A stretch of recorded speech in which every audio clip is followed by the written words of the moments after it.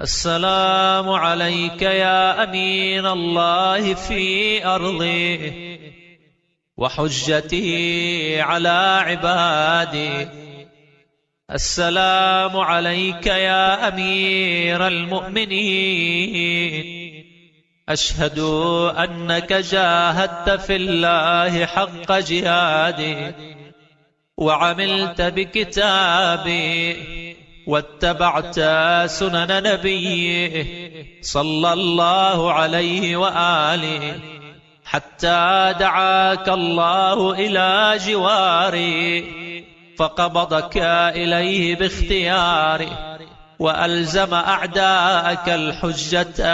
مع ما لك من الحجج البالغة على جميع خلقه. اللهم فاجعل نفسي مطمئنة بقدرك راضية بقضائك مولعة بذكرك ودعائك محبة لصفوة أوليائك محبوبة في أرضك وسمائك صابرة على نزول بلائك شاكرة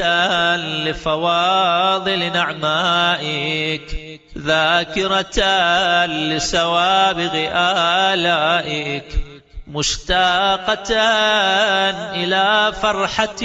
لقائك متزودة التقوى ليوم جزائك مستنة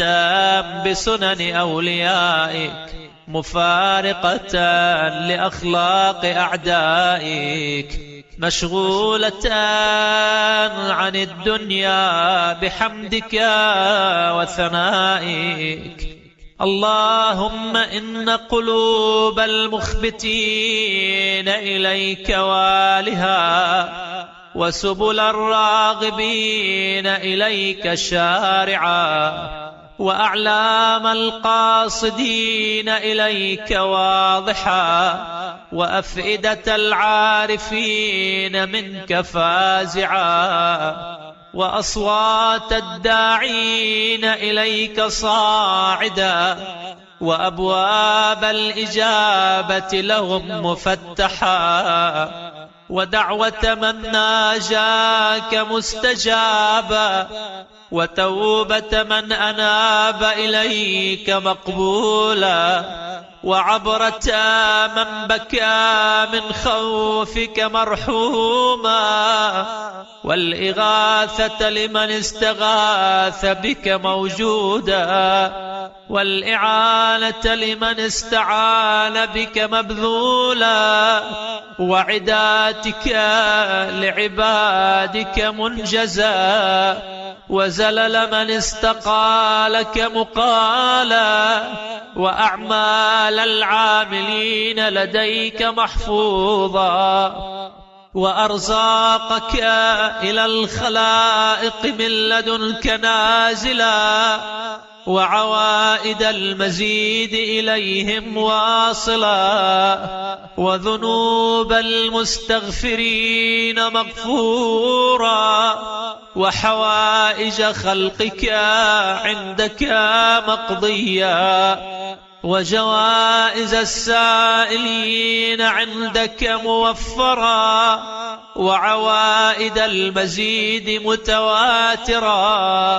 وموائد المستطعمين معدا ومناهل الظماء مترعا. اللهم فاستجب دعائي واقبل ثنائي واجمع بيني وبين أوليائي بحق محمد وعلي وفاطمة والحسن والحسين إنك ولي نعمائي ومنتهى مناي وغاية رجائي في منقلبي ومثواي.